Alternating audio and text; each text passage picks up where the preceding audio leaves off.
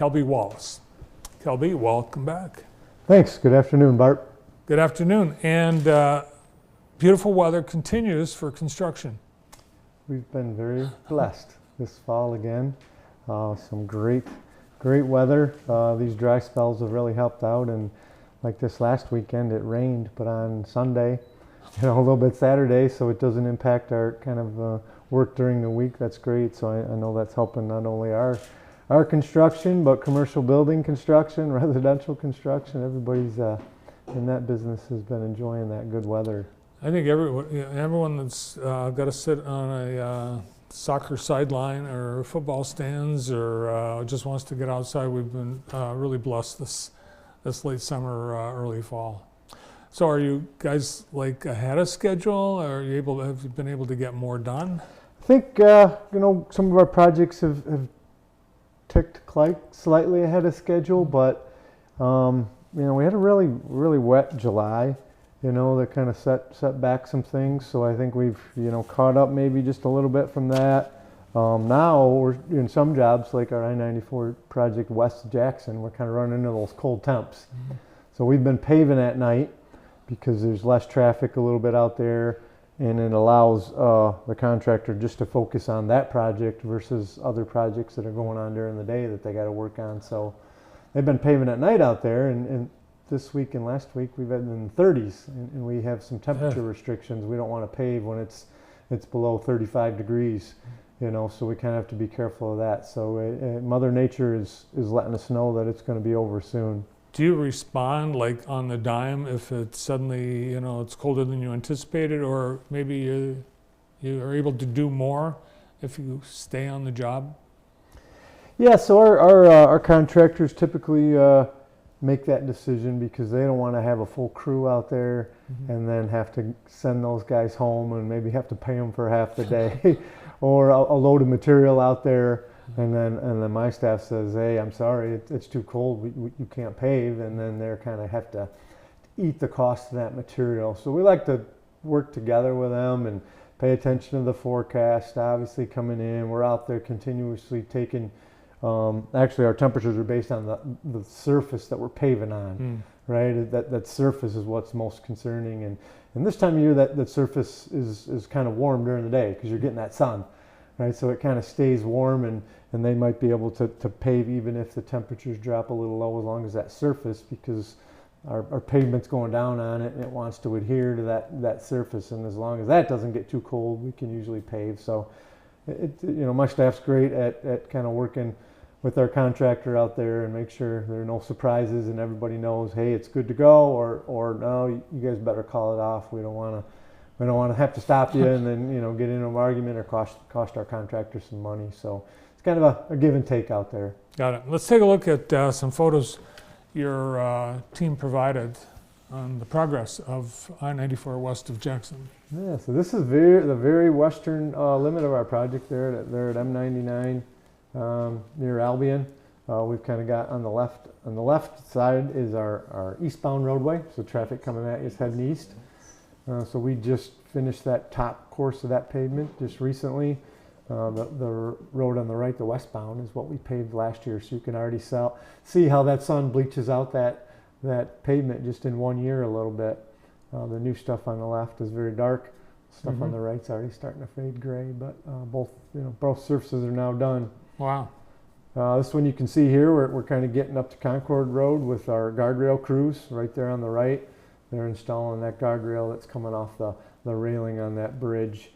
So that's one of the things we're working on here the next month is guardrail, signs, permanent signs, pavement markings, any last pieces of grass we need to plant and topsoil, and then obviously the paving. Got a picture here. This is Michigan Avenue interchange. We did those roundabouts last year that are near the top of the screen. You've got your eastbound roadway on the left. We just did the top surface of that. It's again looks very dark and fresh compared to the eastbound roadway, which is on the right. That isn't. So it's the sun that fades it. Fades it that fast. Huh. And that's about a year's worth of fading right there. Wow. Yeah. If we remember talking over the winter, we did that we drilled underneath I-94 Yes. a 90-inch pipe to carry a stream, and this is it. We had to actually replant that slope there that was green. Turf blankets, we call them. We put those down so that slope doesn't erode away. We weren't able to get grass growing on it the first time. I can attest to that because you took me out with the Lieutenant Governor Gilchrist to a mud and quicksand section off the highway last summer. Yeah, so this is probably real close to where you were at Yes. there, that we finally got that kind of all restored and ready for Mother Nature to grow some grass and establish that slope so it is sturdy. There's still mud in those boots. It's never coming out. You can't have clean boots in our office, right? Everybody notices the person with clean boots, so now you can blend in our office if you come back. Oh, it means you're out there working. That's right. Just kind of another picture there. I kind of like that slope there on the left, that nice pretty grass that we've grown on that big slope that's between Michigan Avenue and Parma. If anybody drives that a lot, we had to kind of cut that back to get rid of the trees that overgrow, and also to have good drainage on the side of the road. We have a ditch there, and so we have to grade that back at a safe slope, and it, growing in very nicely. It's very noticeable, and you wonder, where'd this hill come from? But it's always been there. It's just been covered with foliage. Yes. Yeah, it looks great. It looks up north. Yeah, I think these photos are about a week and a half, 2 weeks, so they're a little probably greener. The leaves are a little, haven't turned as much as they have since, but it's a very, very nice view. So this is kind of looking east at the Parma Road interchange, where we've got those ramps almost ready for their last layer, and then the main line lanes there. We're paving the last layer of eastbound on the right side of the roadway. Nice. I kind of jump to Deering Road here.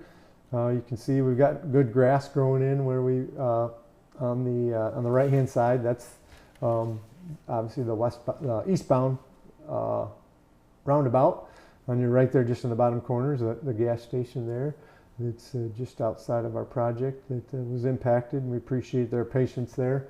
They were a good neighbor, and we worked with them as much as we could. But roundabouts are done and open. I believe the lighting is close to working out there, and there's kind of another view here looking south. You can see Mackey parking lot there in the background, way up top.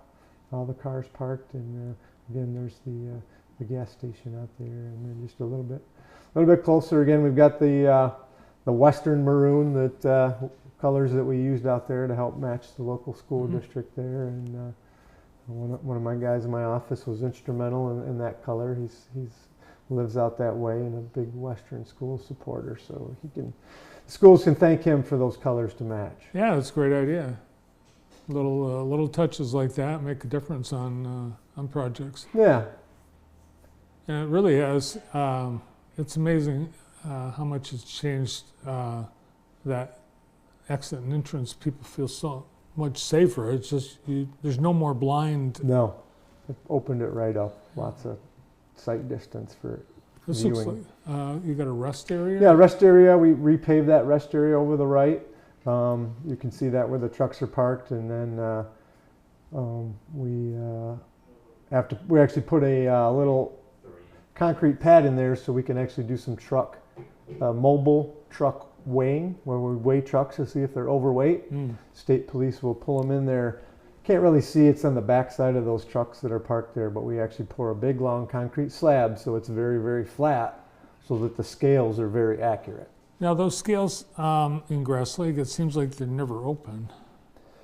Yeah, I think that they have to kind of pick and choose which directions they can open up. They've got the scales on 96 and 94. It's just spot checking? It's spot checking, and I think, nowadays, with the technology out there, the truckers know when those open and closed, and but a lot of times, I've sat through some of the weigh stations. They have some technology that can pick out things like hot brakes and low tires and stuff that the truckers may not even know about. So maybe they're doing things more than just the overweight stuff. Yeah. So when they do open up, but I think there's a lot of technology that truckers use. Even I use the GPS stuff when you're going on vacation, the Waze, and it tells you when there might be a police enforcement ahead or if there's a broken down car, and so I know those types of tools are out there for everybody to use. So I think overweight trucks may take a different route if they have truckways. They have truckways. All right, now we look to next year because you've got already plans in place to be downtown Jackson for your next big project. Yeah, our next big project in the area, in the city, is the Cooper Street Bridge over the Grand River, right near the train station in downtown Jackson and the Consumers Energy parking structure down there. Going to require a long closure of that bridge with some detours, water main, new bridge, non-motorized pathway, all sorts of stuff. We've been working very closely with the city on that. I should have some information to share next month on some detours, some time frames when that stuff's going to start happening. Probably starting possibly this early winter, depending on how Mother Nature comes in, like a lion or a lamb. We'll see. But I'll start sharing some information on that next time we come back. If you want me to come back. Oh yeah, please come back. You're always welcome back. We love the updates on the projects. Thanks for all the great work you and your team and contractors are doing. It's all my team. Good to see you. Jackson TSC Manager at MDOT, Kelby Wallace. Our